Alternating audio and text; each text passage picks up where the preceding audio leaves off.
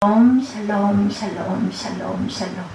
하나님 사랑합니다. 여러분 주 안에서 사랑합니다. 잠언 24장 15절에서 20절 말씀입니다. 악한 자여 의인의 집을 엿보지 말며 그가 쉬는 처소를 헐지 말지니라. 대저 의인은 7번 넘어질지라도 다시 일어나려니와 악인은 재앙으로 말미암아 엎드러지느니라. 내 원수가 넘어질 때 즐거워하지 말며 그가 엎드러질 때 마음에 기뻐하지 말라. 여호와께서 이것을 보시고 기뻐하지 아니하사 그의 진노를 그에게서 옮기실까 두려우니라. 너는 행악자들로 말미암아 분을 품지 말며 악인의 형통함을 부러워하지 말라. 대저 행악자는 장래가 없겠고 악인의 등불은 꺼지리라. 이렇게 말씀하죠. 악인의 등불은 꺼집니다. 악한 사람아 의인의 집을 노리지 말고 그가 쉬는 곳을 헐지 말아라. 의인은 7번을 넘어지더라도 다시 일어나지만 악인은 재앙을 만나면 망한다. 원수가 넘어질 때 즐거워하지 말고 그가 걸려서 쓰러질 때 마음에 기뻐하지 말아라. 주께서 이것을 보시고 좋지 않게 여기셔서 그 노여움을 너희 원수로부터 너에게로 돌이키실까 두렵다. 행악자 때문에 분개하지도 말고 악인을 시기하지도 말아라. 행악자에게는 장래가 없고 악인의 등불은 꺼지고 만다. 네, 우리 찬송가 가운데 멀리 갔더니 이 찬송이 있어요. 그죠? 네, 주님의 은총과 평화 우리 가운데 있어서 항상 주님의 은총이 넘쳐나기 바랍니다. 세상이 정말 소란하죠. 우리의 눈과 귀를 사로잡는 일들이 많습니다. 태풍 또한 그렇게 수시로 지금 장마가 이제 끝이 났겠죠. 남부지방에 엄청난 피해가 올해도 있었다고 합니다. 언젠가 꽤 좀 지나간 그 메르데스 광풍 아주 유명했었어요. 그렇죠. 정치권의 소용돌이가 또다시 사람들의 마음을 어지럽히기도 합니다. 막상 드라마를 보는 것 같이 아주 힘들고 어려운 일들이 많아요.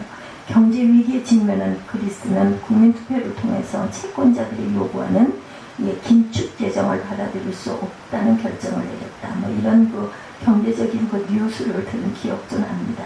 EU의 위기라고 말하는 이도 있고 신자유주의 경제 질서의 균열을 예고하는 사건이라고 말하는 사람들도 있었습니다.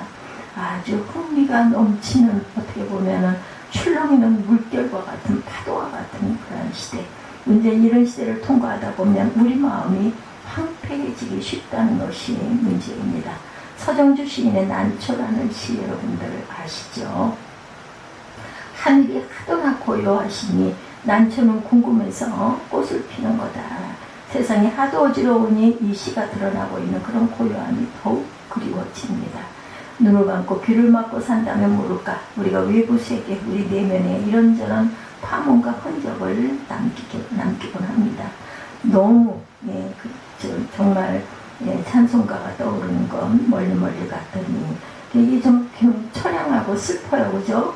그 곡조도 그렇습니다. 처량하고 고나며 슬프고도 외로워 정처 없이 다니니 예수 내 주여 지금 내게 오셔서 떠나가지 마시고 길이 함께 하소서. 찬송가 1절입니다. 요즘 세상과 교회의 현실을 생각할 때 우리가 한숨이 나오죠. 근데 아주 또 힘차게 열심히 부흥을 일으키는 그런 소식들이 국민일보에 자주 실려 있어서 부럽기도 하고 감사하기도 하고 기쁘기도 합니다. 어느 사이에서 먼이 사라지고 길을 알 수 없는 숲길에 들어선 것 같은 느낌이 들기도 합니다. 이 찬송은 한국 선교사였던 베어드 부인이 작사한 것이죠. 1895년 베어드 부인이 작사를 했어요. 그에는 바로 명성황후가 시해를 당한 해이기도 했다고 합니다. 사람들은 이 사건으로 큰 충격을 받아요. 베어드는 조선 민중들의 침통한 마음을 가슴에 느꼈던 것일까? 그렇죠. 이런 기가 막힌 작시를 하지 않았을까? 사람들은 이 찬송을 부르면서 자기 마음을 다스렸을 거예요. 길이 보이지 않을 때 혹은 힘을 잃어 허정허정 걸을 수밖에 없을 때일수록 마음을 가지런히 하고 하나님의 말씀에 귀를 기울여야 합니다. 태초에 비친 혼돈과 공허와 흑암을 뚫고 나와요. 모래로 바다의 경계성을 만들어 놓으신 하나님은 지혜 앞에 설 때 우리는 절망의 어둠에서 빠져나올 수 있습니다. 하나님의 지혜 앞에 항상 자주 서시기 바라요. 그랬을 때 회복이 되죠. 오늘 본문의 악인들을 향한 경고의 말씀이 시작되죠. 악한 사람아 15절이죠. 의인의 집을 누르지 말고 그가 쉬는 곳을 헐지 말라. 예, 몇 해 전 공직에 나섰다 어려움을 겪은 어느 그분이 이런 말씀을 합니다. 목사님, 세상에는 정말 악한 사람들이 있는 것 같아요. 나는 이전에는 거룩한 것을 개에게 주지 말고 너희의 진주를 돼지 앞에 던지지 말아라 하신 말씀이 무슨 뜻인지 몰랐는데 이제는 알겠어요. 자기 이익에 발빠른 사람들이 어지간히 시달렸던 모양입니다. 살다 보면 신의를 저버리는 것은 물론이고 서로 간에 지켜야 할 최소한의 인간적인 예의조차 내던지고 자기 입속을 차리는 사람들을 만날 때가 있습니다. 그럴 때는 정말 정남이가 떨어지지요. 악인은 한마디로 자기 속으로 구부러진 인간입니다. 이런 말씀을 하시더랍니다. 그들은 자기보다 강한 자들에 대해 납작 엎드려지지만 자기보다 약하다고 판단하는 순간 피라냐처럼 달려들어서 물어뜯는다. 그들은 먹이사슬의 맨 꼭대기에 올라서지 않으면 누군가에게 먹힐 수 있다는 공포에 사로잡혀 있다는 것. 배려와 존중 혹은 연민은 약자들의 윤리일 뿐이다 이렇게 생각을 한다고 합니다. 악인들은 의인들을 조롱하고 멸시합니다. 요한복음 바로 이런 삶이야말로 심판받는 삶이다 이렇게 말해요. 심판을 받았다고 하는 것은 빛이 세상에 들어왔지만 사람들이 자기들의 행위가 악함으로 빛보다 어둠을 더 좋아한다는 것을 뜻합니다. 악한 일을 저지르는 사람은 누구나 빛을 미워하고 빛으로 나아가지 않아요. 그것은 자기 행위가 드러날 것과 두려워하기 때문이다. 요한복음 3장 19, 20절에 말씀하죠. 악인들은 빛을 미워합니다. 이스라엘의 지혜자는 악인들에게 의인의 집을 노리거나 그가 쉬는 것을 헐지 말라고 엄히 경계한 후에 던지듯 말합니다. 의인은 7번 넘어져도 다시 일어나려니와 악인은 재앙을 만나면 망한다. 16절이죠.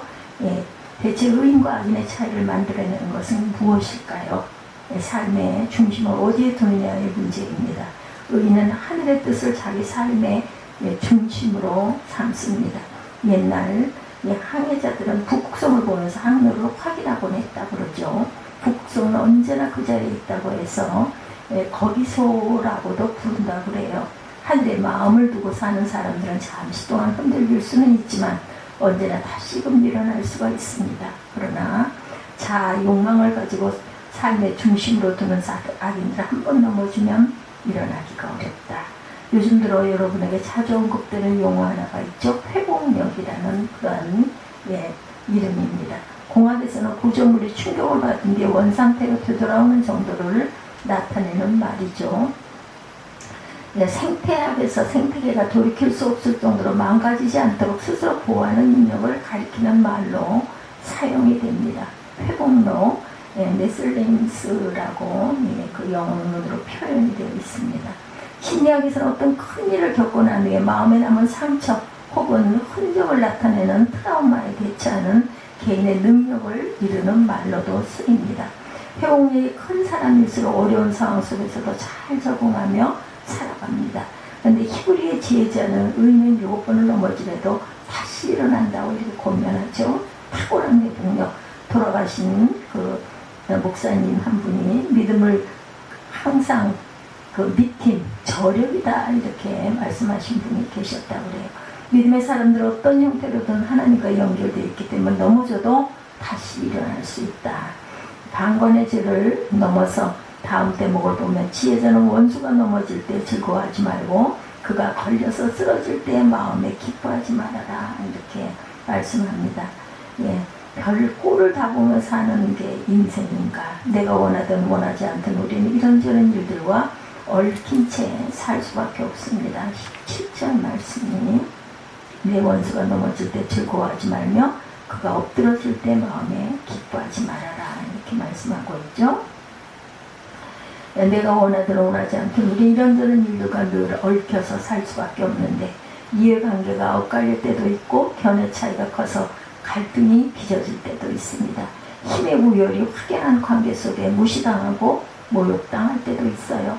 직장인들에게 꿈 가운데 하나가 자기를 괴롭히는 상사에게 사표를 내던지며 시원하게 욕을 해주고 나오는 것이라고 한다고 합니다. 그 마음을 조금은 알 것 같습니다. 그렇게도 나를 괴롭히던 사람이 갑자기 불행한 일을 만나면 마음으로 고소하다라는 생각이 들기도 합니다. 살아보려고 애쓰다가 악한 자들에게 속절없이 이용당하거나 무시당한 경험이 있는 이들이라면 원수의 받는 보응을 후련하게 느낄 수도 있을 것입니다. 나를 너무 힘들게 했던 사람이 불행에 빠진 것을 보면 마음이 좀 풀리는 것 같지 않습니까? 그런데 어쩌자고 히브리의 지혜자는 원수들이 넘어질 때 즐거워하지 말라고 하는 것일까요? 그런 마음 자체가 우리 영혼을 피폐하게 만들기 때문이다. 인간은 하나님의 형상을 따라 지음을 받은 존재들이죠. 인간의 인간됨은 자기를 초월하는 데서 발현이 됩니다. 불의한 자들과 싸울 수는 있어요. 그러나 그들이 사라지기를 바라거나 그들이 불행해지기를 바라는 것은 좋은 태도가 못됩니다. 우리는 다만 그들이 불의한 행실을 버리고 참 사람의 길로 접어들기를 바랄 뿐입니다. 우리가 원수의 넘어짐을 즐거워하거나 기뻐하지 말아야 할 더 큰 이유, 그것은 그들조차 하나님이 내신 존재이기 때문이다. 하나님은 그렇게 어긋난 길로 가고 있는 이들 때문에 애태우시는 분이시다. 우리 부모의 심정이죠. 그렇죠? 우리가 그들의 불행을 바랄 때 하나님은 마음이 안 아프시겠는가. 18절입니다. 그 노여움을 너희 원수로부터 너에게로 돌이키실까 두렵다 말씀하죠. 주전 6세기의 예언자인 오바댜는 에돔에 내리신 하나님의 심판을 엄중하게 경고합니다. 에돔의 죄는 무엇인가? 이스라엘의 바벨론의 침공을 받았을 때 에돔은 자기들과 무관한 일이라고 생각하며 침략자들의 폭력을 방관했을 뿐만 아니라 유다 자손들의 고통당하는 요소를 기뻐하고 즐거운 비명을 질렀다고 하죠. 국경을 마주하고 있는 나라들이 사이좋게 지내기가 쉽지 않은 일인데 그렇다고 해서 타국의 불행을 기뻐해서는 안 되겠죠. 남의 불행을 즐거워하는 마음은 정직하게 말하면 병든 마음입니다. 오바댜는 에돔의 죄를 이렇게 요약하죠. 내 형제의 날, 그가 재앙을 받던 날에 너는 방관하지 않았어야 했다. 유다 자손이 몰락하던 그날 너는 그들을 보면서 기뻐하지 않았어야 한다. 그가 고난받던 그날 너는 입을 크게 벌리고 웃지 않았어야 한다. 오바댜 1장 12절입니다. 방관하거나 조롱하는데 그치지 않고 그들은 무방비 상태에 놓인 이스라엘의 남부 성읍들을 약탈하기까지 했다. 하나님은 그런 이들에게 말씀합니다. 내가 한 대로 당할 것이다. 내가 준 것을 내가 도받을 것이다. 오바댜 1장 15절이죠. 세상은 점점 에돔을 닮아갑니다. 믿는다는 것, 지혜자의 말을 더 들어보면 그는 악을 행하는 자 때문에 붕괴하지도 말고 악인의 시기하지도 말아라. 불의에 대한 분노는 당연히 필요합니다. 분노할 줄 모르는 그런 신앙처럼 무력한 것이 없습니다. 예수님은 사람들을 옥죄고 있는 성전 체제에 대해서 분노하셨어요. 종교를 겉꾸미는 말로 바꿔놓은 세태에 대해서 신랄한 비판을 가하십니다. 강자들의 폭력을 당연한 것으로 여기는 로마 제국에 대항하여 하나님 나라를 선포했어요. 그러나 주님의 분노는 자기 파괴적이지도 않았고 다른 이들을 파괴하지도 않았습니다. 오히려 그들 속에서 상실된 하나님의 형상을 회복하도록 돕기 위한 분노였다.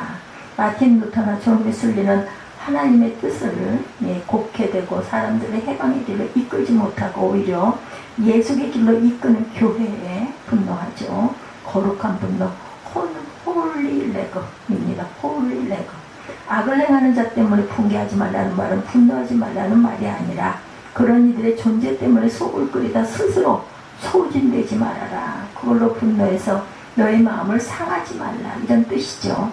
요즘 만나는 이들 가운데 꽤 여러분들의 정신적 정체와 우울감을 하소연하시는 분들이 많습니다. 아무리 애써 보아도 세상이 달라지지 않는다는 좌절감 때문일 것입니다. 그런 분들에게 일상 속에서 작은 기쁨을 누리는 훈련을 해야 한다. 이렇게 축원합니다. 한꺼번에 세상을 변화시킬 수는 없어요. 우리는 아주 잠깐 그분의 일을 하다 갈 뿐입니다. 달란트에 비유해 나오는 한 구절이 아주 소중합니다. 주인은 자기 깜냥껏 충실하게 일한 종을 이렇게 칭찬하죠. 잘했다. 착하고 신실한 종아 말씀합니다. 적은 일에 충성했으니 이제 내가 많은 일을 내게 맡기리라. 와서 주인과 함께 기쁨을 누리려무나. 마태복음 25장 21절입니다. 세상의 부조와 관련된 큰 문제에만 마음을 쓰느라 일상을 지옥으로 만들면 안 된다. 주님은 우리가 우울하게 살기를 원하지 않아요. 사소한 일에 기뻐할 수 있는 능력이 우리 속에 생길 때, 삶을 축제로 바꿀 수 있는 정신적 탄력이 있을 때 우리는 비로소 큰 일도 감당할 수 있게 된다.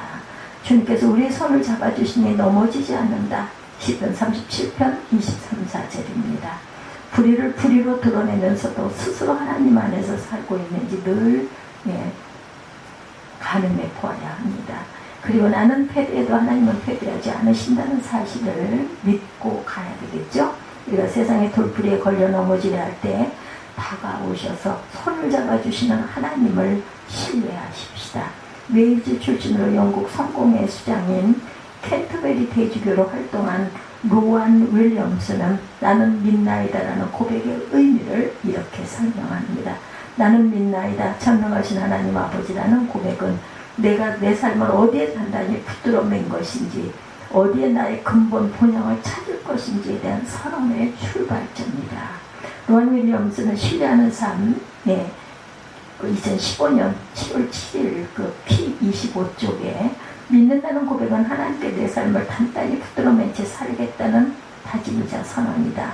믿는 이들은 자기 힘이 아니라 역사의 주이신 하나님을 신뢰합니다. 그렇게 쉽게 낙심하지 않아요. 인간의 지혜보다 하나님의 어리석음이 낫고, 항상 하나님의 어리석음 속에서 우리가 또한 힘을 얻는 것이 낫다. 이렇게 말씀하고 있습니다. 그래서 지금 의인의 등불은 가물거리고 악인의 등불은 휘황하다. 낙심하지 마십시다. 그들의 등불은 꺼지기 마련이다. 하나님 지금도 늘 새 일을 시작하고 계심을 신뢰하십시다. 노인 윌리엄스는 믿는다는 것을 다른 말로 설명합니다. 믿는다는 것은 궁극적으로 나도 그들이 있는 그 세계에 들어가 살기를 원합니다. 그들이 아는 것을 나도 알기를 원합니다. 그들이 마시는 샘에서 같은 샘물을 마시기를 원합니다. 라고 결단하는 것이다. 그들은 우리보다 앞서 진리의 길을 걸었던 이들은 말입니다. 그들이 마시는 샘에서 우리도 같은 샘물을 마셔야 합니다. 진리의 샘물, 사랑의 샘물, 평화의 샘물 말입니다. 히브리서는 그처럼 믿음의 선한 싸움을 싸웠던 이들을 소개하며 이렇게 말합니다. 그들은 믿음으로 나라를 정복하고 정의를 실천하고 약속된 것을 받고 사자의 입을 막고 불의 위력을 꺾고 피하고 악한 데서 강해지고 전쟁에서 용맹을 떨치고 외국 군대를 물리쳤다. 히브리서 11장 34절입니다. 하나님은 병든 세상을 고치자고 우리를 초대하고 계십니다. 세상이 어둡다고 투덜거리지만 말고 작은 등불 하나라도 밝히 들어야 합니다. 지금 떼볕을 걷고 있는 이들에게 작은 그늘이라도 드리워줘야 합니다. 목마른 이들에게 시원한 물 한 모금이라도 건네주어야 합니다. 이 작은 소명에 충실할 때 우리의 삶의 비애는 줄어들 것이고 하늘빛이 우리를 통해 이 땅에 유입될 것입니다. 이 소망으로 기뻐하며 살아가는 저와 여러분들이 되시기를 주님의 이름으로 축복합니다. 기도하시겠습니다.